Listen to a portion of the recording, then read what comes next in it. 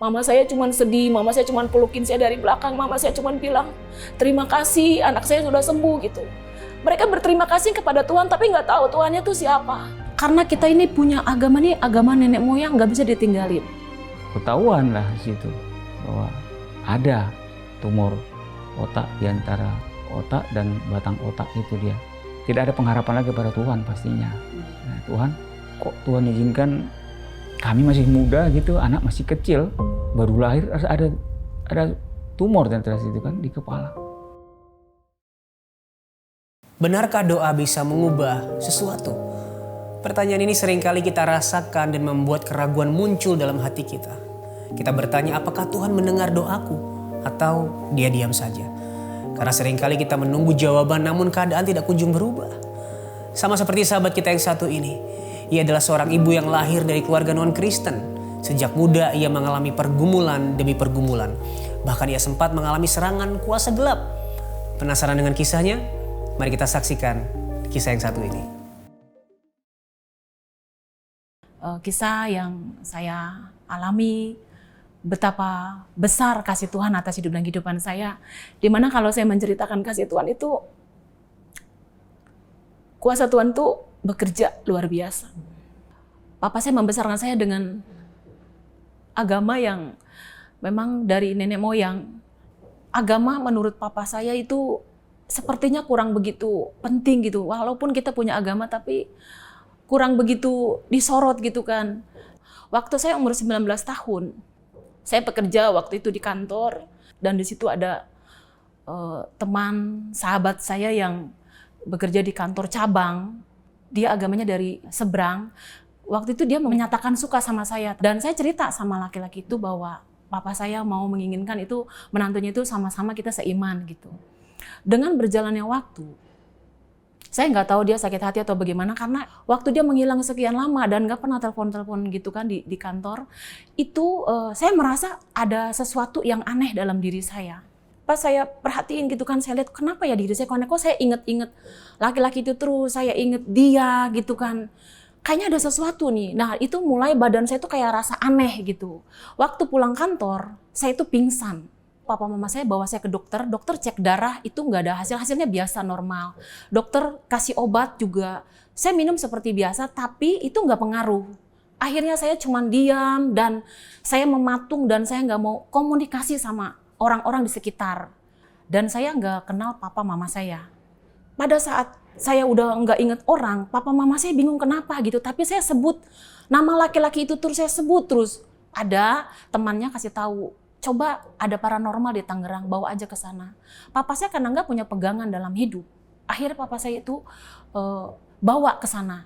Di sana paranormal tuh tanya, oh ini dia diguna-guna sama teman dekatnya.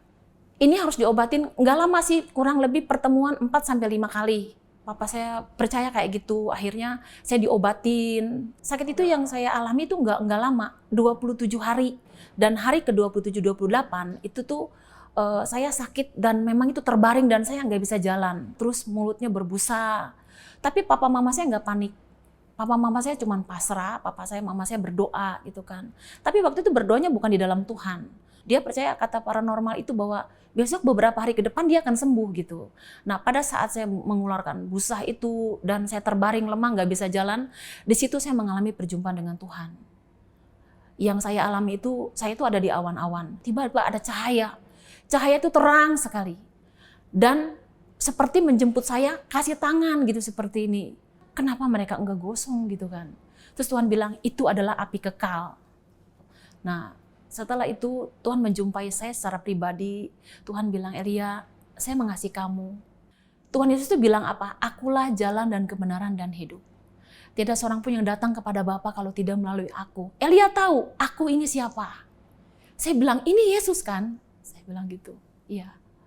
Saya akan menunjukkan kepada kamu satu tempat. Saya akan membawa kamu. Saya digandeng tangan saya. Jadi saya di atas awan tuh seperti jalan gitu. Waktu saya berjalan abis itu tuh saya menjumpai melihat seperti api tuh besar. Tuh saya pegang tangan Tuhan Yesus tuh saya bilang, Tuhan ini apa? Orang yang tidak mengenal saya dan orang yang tidak mau mengikuti jalan-jalan yang saya arahkan, dia akan masuk ke pembuangan ini. Tapi Tuhan nggak sebut itu api neraka. Tapi yang saya lihat di situ tuh di api itu banyak orang meratap. Ada laki-laki, ada perempuan, anak-anak. Kenapa mereka enggak gosong gitu kan? Terus Tuhan bilang itu adalah api kekal. Sekarang kamu kembali ke keluarga kamu. Kamu akan menjadi saksiku bagi papa mama kamu. Kamu akan menjadi terang dan garam. Waktu itu saya nggak tahu. Setelah itu Tuhan lepas tangan saya. Dan tiba-tiba dia menghilang. Dan saya sadar gitu dari sakit saya langsung duduk. Waktu itu jam 5 pagi. Saya panggil papa mama saya, papa, mama gitu. Papa saya bilang, kamu udah sembuh? Apa yang kamu alami selama ini? Ternyata waktu saya mengalami perjumpaan dengan Tuhan itu 3 hari. Saya enggak makan, enggak minum, cuma terbaring. Tapi masih ada nafasnya. Saya peluk papa saya bilang, papa tahu nggak? Yesus itu jalan kebenaran dan hidup, Pak. Tidak seorang pun yang datang kepada Tuhan kalau tidak melalui Tuhan Yesus itu, saya bilang. Papa saya bilang, terserah, mau agama Kristen, mau agama Hindu, mau Buddha, yang penting kamu sembuh. Papa saya bilang gitu. Tapi saya bilang, nggak bisa, Pak. Papa harus mengenal Tuhan. Karena di dalam Tuhan itu ada damai. Saya bilang, Papa tahu. Selama ini belum pernah saya menemukan damai yang seperti Tuhan kasih. Saya belum pernah merasakan damai sejahtera selama 19-20 tahun yang Tuhan kasih umur saya itu seperti yang damai yang saya jumpai itu di dalam ibadah. Setelah itu sore-sore menjelang malam saya cerita sama papa mama saya. Papa harus ikut Tuhan. Di situ setelah saya dibaptis, saya pulang, saya peluk papa mama saya. Terima kasih ya, papa mama saya itu udah izinin saya untuk saya dibaptis. Setelah saya dibaptis, saya merasakan kasih Tuhan. Saya berdoa, Tuhan selamatkan papa mama saya, selamatkan adik saya. 4 bulan kemudian adik saya mau ke gereja. 3 bulan kemudian adik saya dibaptis. Jadi saya berdua bersatu hati kurang lebih 6-7 bulan. Pada saat kita merendahkan diri, kita bisa memenangkan jiwa melalui hidup kita. Saya bilang gitu, itu yang Tuhan mau. Menjelang 1 tahun saya berdoa buat papa mama saya. Papa saya mengalami sakit. Semua mulutnya itu sariawan, dibawa ke dokter nggak sembuh. Papa tahu nggak Tuhan Yesus Maha Penyembuh? Papa saya bilang, kalau memang Tuhan itu bisa menyembuhkan Papa, dan saat ini Papa bisa makan, bisa minum, Papa akan datang untuk menyembah Tuhan. Saya hubungin pendeta-pendeta di gereja, Pak, Papa saya sakit, minta didoain, Bapak tolong datang ke rumah saya. Datanglah dia ke rumah saya, doain Papa Mama saya. Terutama untuk Papa saya. Pak Pendeta ambil air di gelas, didoain. Saat ini juga mukjizat terjadi. Pada saat Papa saya minum, Papa saya merasa itu ada sesuatu di mulutnya itu seperti kesembuhan itu terjadi. Bukan seperti itu, mukjizat itu nyata. Papa saya bisa minum, bisa makan. Papa saya bilang, mulai hari ini saya percaya bahwa Yesus itu Tuhan. Papa saya bilang, oke, Papa mau ke gereja. Papa, mama saya dan adik saya, kita ke gereja sama-sama. Di situ Papa dengar firman. 3 bulan kemudian Papa saya minta dibaptis. Papa bilang, memang saatnya saya datang kepada Tuhan. Memang saatnya bahwa kita harus menyembah Tuhan tuh yang benar. Gitu. Saya bilang, Tuhan terima kasih, keluarga inti saya sudah selamatkan. Apakah itu udah selesai? Belum. Saya bilang, Tuhan, saya udah mau 24, Tuhan tolong. Saya bilang, Tuhan jodoh yang seiman, jodoh yang takut akan Tuhan, Tuhan berikan buat saya. Saya kenalan sama yang sekarang jadi suami saya, Bapak Edwin Salwateru. Sampai satu waktu menjelang pernikahan 5 tahun, 4 atau 5 tahun. Di sini suami saya mulai berulah, pergaulan bebas, pergi baik-baik, pulang mabok. Suami saya kalau pulang mabok, dia malah lebih marah. Kalau saya pulang jangan tanya-tanya saya, mabok atau apa. Kamu layani saya aja. Kamu sebagai istri berdoa aja. Dalam hati saya, lu gak usah nyuruh-nyuruh gue juga, gue udah berdoa buat lu gitu kan dalam hati saya. Tapi saya tetap fokus sama Tuhan. Saya bilang, Tuhan saya mau jadi istri yang tunduk hormat kepada suami saya. Tuhan kasih kekuatan buat saya. Makanya kalau bicara tentang doa, kalau bicara tentang mungkin pengkhianatan gitu ya. Enggak ada hal yang bisa menguatkan kita selain kita bersimpuh di bawah kaki Tuhan. Anak-anak tidur, saya bangun, saya berdoa. Tuhan di mana suami saya? Sahabat Solusi, saya berdoa itu bukan waktu yang pendek. Saya 12 tahun berdoa buat suami. Sampai benar-benar Tuhan menjumpai dia. Titik balik yang sampai dia bertobat. Sampai saya bilang apa? Saya mau bertobat, El. Saya bilang kalau udah bertobat, bertobat. Jangan kamu main-main. Kalau bertobat sungguh-sungguh, kamu cari Tuhan sampai Tuhan menjumpai kamu secara pribadi. Saya memutuskan untuk bahwa kamu harus ikut, kayaknya kamu harus ikut pemulihan hati Bapak. Saya bilang gitu. Kamu harus mengalami pertobatan. Saya bilang kamu harus mengalami Tuhan. Dan dia mulai luluh hatinya, dia bilang, saya harus ikut El, oke. Melalui sekolah ini, TC01 ini di gereja, 3,5 bulan kurang lebih. Di situ titik balik suami saya benar-benar mengalami Tuhan secara pribadi. Dia mengalami jamahan Tuhan. Dia berjanji di hadapan Tuhan pada saat pendeta doain. Tuhan, saya berjanji, saya akan berbalik dari jalan-jalan saya yang jahat. Saya akan menjadi bapak yang baik. Menjadi suami yang baik. Dia bilang, Elia, saya mau cuci kaki kamu dan cuci kaki anak-anak. Akhirnya suami cuci kaki saya dan anak-anak, dia minta maaf. Setelah selesai itu dia minta ampun gitu kan. Saya bilang pengampunan itu datang dari Tuhan. Sebelum kamu minta maaf, sebelum kamu minta ampun, saya udah memaafkan kamu. Saya percaya bahwa pemulihan itu turun. Kasih dari sorga itu turun. Pada saat kita bisa membuka hati. Orang yang tersakiti membuka hati. Orang yang menyakiti juga membuka hati. Di situ pemulihan terjadi. Saya bilang kalau bukan di dalam Tuhan. Kalau bukan Tuhan yang menguatkan saya, mungkin saya nggak bisa. Tapi kalau hidup berjalan bersama dengan Tuhan, bersimpu di bawah kakinya, kasih Tuhan itu luar biasa. Sahabat, doa bukan sekedar kata-kata. Melalui doa, hati kita diselaraskan dengan kehendak Tuhan. Sehingga kita bisa melihat bahwa rencananya yang terbaik. Dan kita mampu melihat bahwa Dia sanggup memulihkan hidup kita. Sama dengan yang Ibu Elia lakukan. Ketika ia berdoa dan berharap dengan iman kepada Tuhan, maka Tuhan bukan hanya mengubahkan hati dan hidupnya, tetapi juga keluarganya untuk percaya kepada Yesus. Jika hari ini kamu sedang menunggu jawaban doa pemulihan akan keluargamu, jangan pernah berhenti berdoa dan berharap. Serahkan pergumulanmu kepada Tuhan sebab Ia mampu bekerja lebih dari apa yang bisa kita bayangkan. Namun, jika hari ini kamu rindu didoakan, kamu bisa menghubungi nomor yang ada di bawah ini. Ini adalah nomor layanan doa Cahaya Bagi Negeri. Kami siap untuk mendengarkan ceritamu dan mendukung kamu di dalam doa. Kami tunggu ya. Setelah ini kita akan ngobrol dengan pasangan suami istri yang mengalami badai yang hebat di dalam rumah tangganya. Mulai dari tumor otak yang diderita istrinya, kehilangan uang, hingga mengalami kesulitan finansial. Penasaran dengan kisahnya? Mari kita ngobrol dengan mereka. Sahabat, solusi justru di tengah kelemahan, di tengah jalan yang sepertinya buntu, kita bisa berharap dan bersandar kepada anugerah Tuhan yang menopang hidup kita. Hari ini ada sepasang suami istri yang akan menceritakan bagaimana ada harapan dan kekuatan di dalam Tuhan. Jadi mari kita ngobrol dengan Bapak Sahata Sembiring dan Ibu Juliana Sitepu. Shalom, selamat datang di Solusi Bapak dan Ibu. Shalom. Terima kasih banyak Iya. sudah mau hadir di sini untuk menceritakan pengalaman yang saya rasa cukup panjang, melelahkan, tapi bisa melihat kebaikan Tuhan di dalamnya. Amin. Terima kasih. Jadi kita santai aja, kita ngobrol di sini. Kisah yang akan kita obrolin bersama ini bermula di tahun 99 Bapak Ibu ya. Di mana Ibu Juliana mengalami tiba-tiba telinga tidak bisa mendengar. Ya. Yang kanan Ibu ya? Yang kanan. Hari itu apa yang dirasakan Ibu? Pada waktu itu telinga saya yang sebelah kanan seperti ada suara hujan gitu berdesit. Jadi saya bukan tidak mendengar sama sekali, tapi saya mendengar tapi agak terganggu.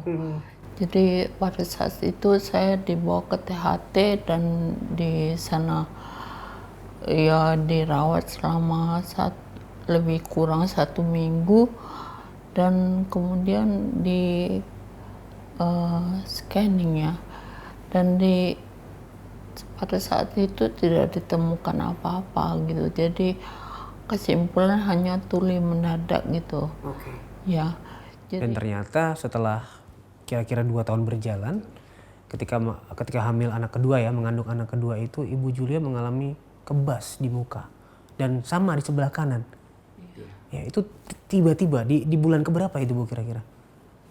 Pada waktu itu tahun 2001 saya hamil yang ke-6 ya, 6 bulan. 6 Bulan ke-6 bulan. ya?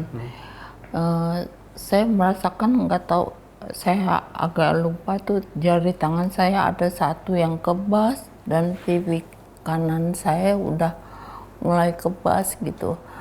Dan suatu pemeriksaan ke dokter kandungan saya kemukakan itu ke dokter, dan dia hanya mengkonsulkan ke dokter saraf.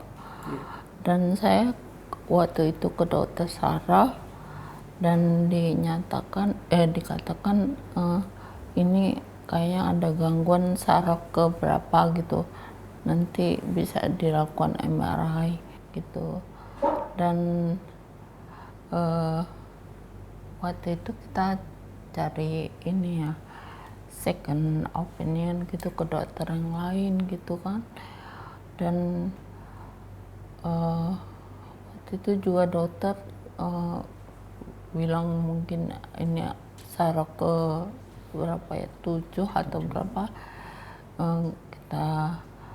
nanti kita MRI. Terus saya kasih tahu telinga saya yang kanan tahun berapa, tahun 99 pernah tuli mendadak gitu. Jadi mungkin dokter pada saat itu sudah merasakan bahwa ada kejanggalan gitu ya dari ini. Pada akhirnya memutuskan untuk operasi yang setelah ditunda beberapa tahun itu ya. Nah, hari itu ketika memutuskan, apakah ada keraguan dari Bapak dan Ibu? Bahwa ini luar biasa kekuatan dia, ibu ini, kata bukan doa tadi tuh ya. Kalau yang lainnya sudah lumpuh ini katanya. Tapi dia masih bisa naik motor. Karena penekanan tumor itu kan bisa melumpuhkan kan, batang otak itu kan sebenarnya bisa lumpuh. Tapi dia masih bisa naik motor. Masih semangat ngantar jemput anak sekolah. Nah, terus pada saat ketahuan seperti itu, dia kita doa minta mukjizat tadi itu. Aku sudah pernah berdoa terus sama Tuhan juga. Karena memang MR kan terus berjalan, masih bertumbuh ya.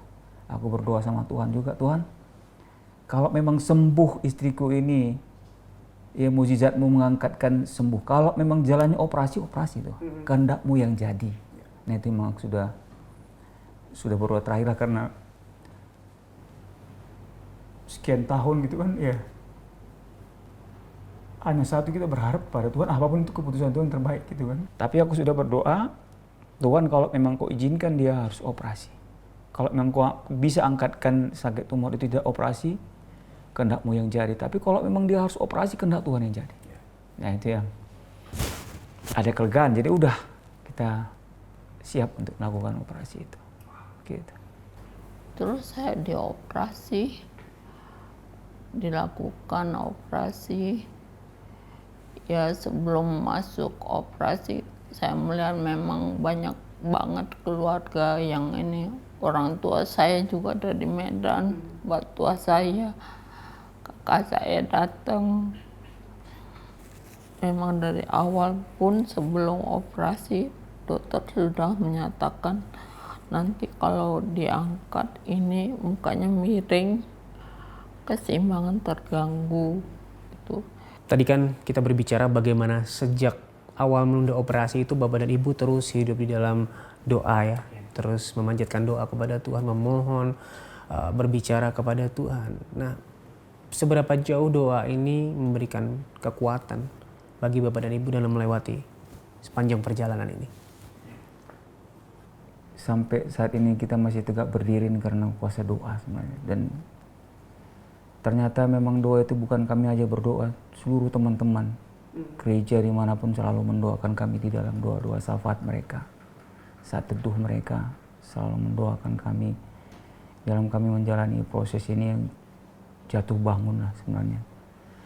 Seperti Vina Allah katakan bahwa kita jatuh tapi jangan tergeletak.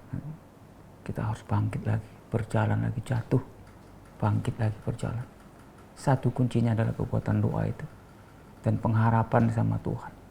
Selalu, memang suara kondisi itu kita pasti selalu berdoa. Kalau soal air mata berdoa itu mungkin berapa ember kali itu udah berlinangan lah air mata itu. Itu yang memberikan kekuatan buat kami menjalani hari-hari. Ya, operasi lagi sini, besok lagi itu. Cuman satu, Tuhan yang bekerja bagi kami. Dan satu hal, saat yang operasi yang keempat itu saya situ titik terendah juga ada 2 kali sebenarnya titik terendah itu pada diri saya. Satu yang kemarin udah dipanggil, udah disuruh ke dokter lagi itu suruh pulang. Yang terakhir yang keempat itu kami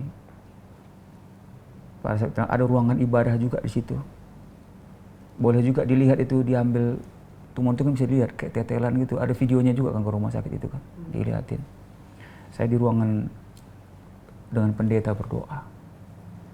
Sambil nangis saya berdoa pada operasi yang keempat itu. Yang ketiga di Karawaci. Saya berdoa di situ, Tuhan, kalau memang Engkau izinkan istriku Engkau panggil saat ini. Karena saya sudah pasrah total itu. Saya sudah bukan saya lagi yang berdoa, saya nggak tahu juga itu karena secara manusia sudah beban itu sudah terlalu dalam gitu mungkin ya. Saya doa totalitas kepada Tuhan saat itu. Kalau memang saat ini dalam operasi ini Tuhan berkehendak dia bersamamu dia Tuhan. Kalau tidak Engkau jadikan dia jadi saksimu. Saat itu katanya dokter saat itu bilang operasinya 4 jam. Saat itu dia bilang memang sudah kelihatan bahwa tumor itu menurut dokter kemarin itu sudah habis, dia bilang hilang. Nah, itu yang versi ketiga itu. Baru kita berdoa, banyak teman-teman dari gereja datang, kita ibadah di ruangan itu saat itu. Bersyukur kepada Tuhan. Jadi itu ya sumber kekuatan itu kalau memang kita bicara totalitas kepada Tuhan itu ya yang memberikan. Sekarang saya berpikir saat ini kok bisa saya ngomong seperti itu. Kalau mungkin secara dunia kan kok ngomong itu kamu satu kamu pengen istri kamu pergi, kita bisa secara manusia pasti seperti itu, ya kan Mas? Tapi apapun yang ucapkan aku totalitas kepada Tuhan. Kalau memang Tuhan izinkan, lega saya itu Mas. Lepas semuanya. Kalau berdoa itu nangis itu sampai operasi itu teruslah berbuah air mata. Pasrahan total kepada Tuhan itulah puncak rendah saya dan saya lega saat itu kalau memang Tuhan berkehendak itu. Dan ternyata setelah operasi keempat ya juga memang belum bisa diangkat sepenuhnya ya Pak ya. Tapi menjalani terapi laser di Kuala Lumpur dinyatakan pada akhirnya tumornya sudah tidak aktif begitu ya. Hari itu mendengar kabar ini apa yang dirasakan Bapak dan Ibu?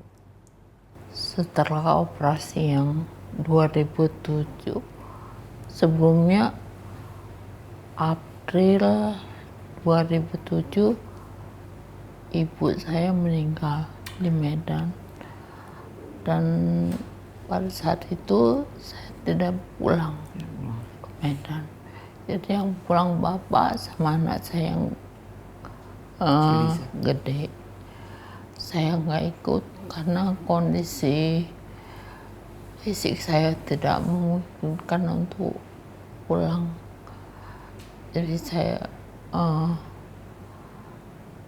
dan bulan Juni 2007 saya operasi yang keempat.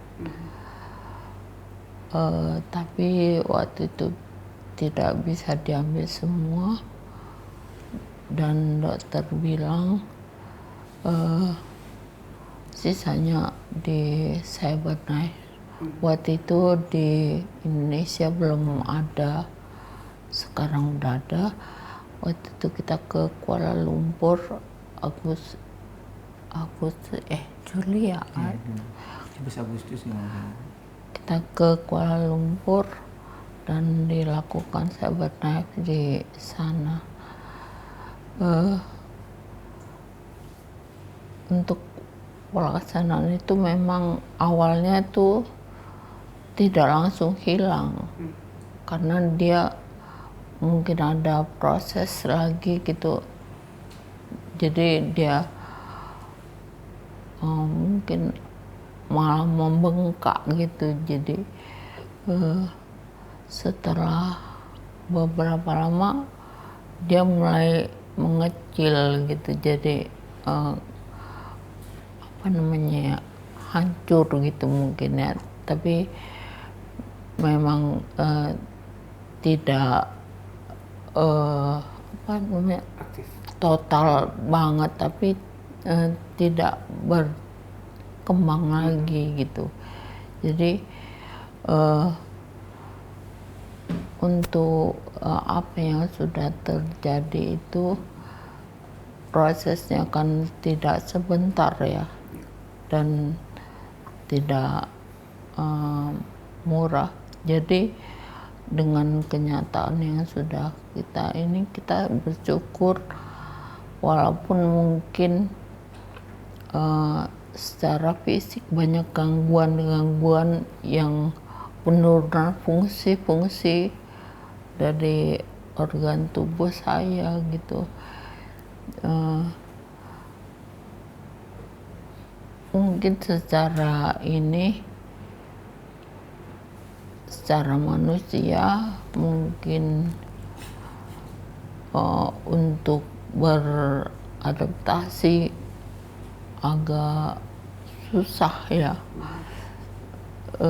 tapi untuk itu dinyatakan bahwa tumor itu sudah mengecil dan